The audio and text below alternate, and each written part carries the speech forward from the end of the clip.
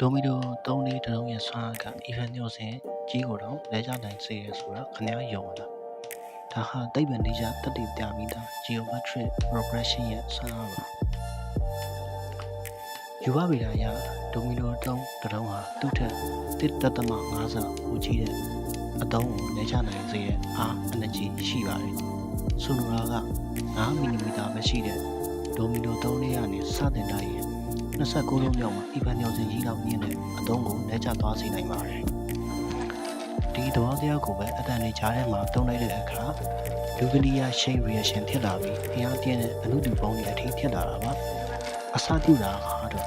သိငယ်တဲ့အမုံလေးတစ်ခုကနေစတာပါ